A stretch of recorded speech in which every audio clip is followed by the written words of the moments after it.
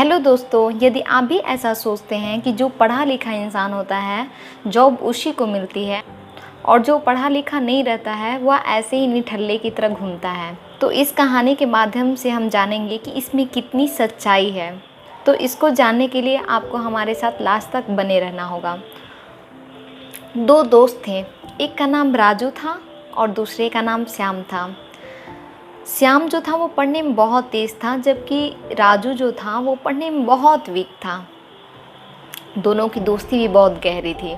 जब भी एग्ज़ाम होता वो फेल होता, जबकि श्यामू के अच्छे मार्क्स आते थे। इस बात से श्यामू से बहुत चिढ़ाता, तू कुछ नहीं कर पाएगा, और हमेशा उसे उंगली करता रहता। बेचारा राजू क्या करता, वो चुपचाप से सुनता। उनकी पढ़ाई पूरी हुई। कुछ दिनों के बाद वो लोग जॉब के लिए निकल पड़े।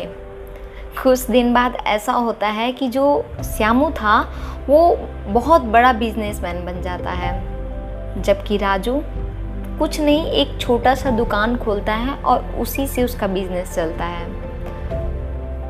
वो जैसे तैसे घर को संभालता है। अचानक से कुछ दिनों बाद एक घटना घटी। एक चौराहे पर एक बुढ़ा खड़ा था जिसको दिखाई नहीं देता था। वह इंतजार कर रहा था कि कोई मुझे रास्ता पार करवा दे। संयोगवश श्यामू वहीं से गुजरता है और वो श्यामू का आवाज़ लगाता है, बुढ़ा क्या मुझे रास्ता पार करवा दोगे? वो बोलता है, नहीं बाबा सॉरी, मेरे पास टाइम नहीं है, मुझे ऑफिस के लिए निकलना है। वह ऐसा बोल करके चल दिया, लेकिन राजू दूसरी तरफ ये सब देख रहा होता है। राजू दौड़ी दौड़ी बुढ़े के पास जाता है और बोलता है, बाबा मैं आपको सड़क पार करवाऊंगा।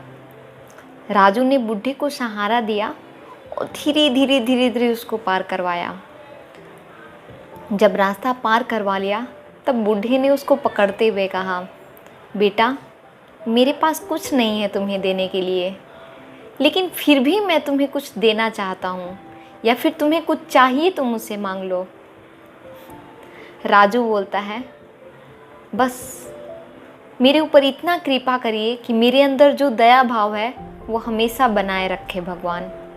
ऐसा सुन करके वो बहुत खुश होता है और बोलता है, तुम क्या करते हो? वह बोलता है, मेरा एक छोटा सा दुकान है, वही मैं चलाता हूँ। तो बुढ़ा बोलता है, मेरा बिजनेस है और यदि तुम चाहो तो ज्वाइन कर सकते हो। ये बात सुन करके राजू बहुत खुश हो जाता है और हामी भर देता है।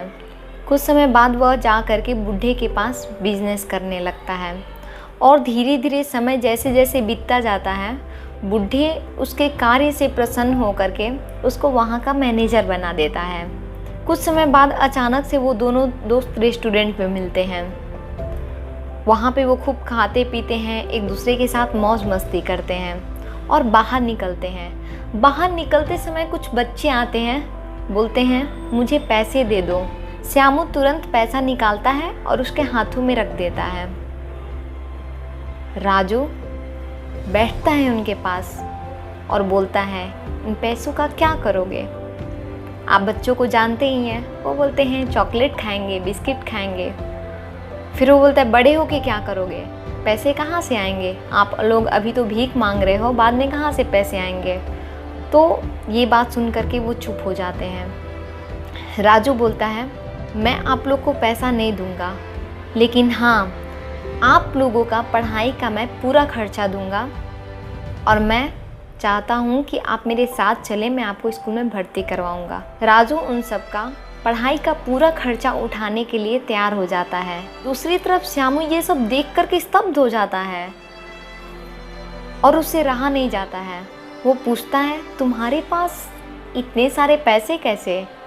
तुम तो पढ़ने में भी बहुत तेज़ नहीं थे, तुम्हारे पास छोटी सी दुकान है, तुम खुद का खर्चा नहीं चला सकते हो, तुम इन सब का कैसे बोझ उठाओगे?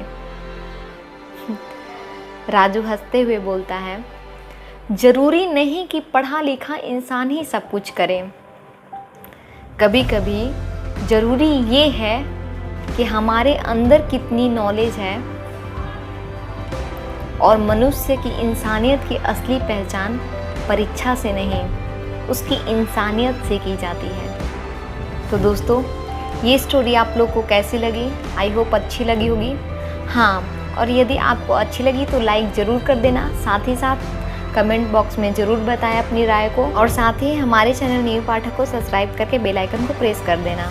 Okay, thank you, bye.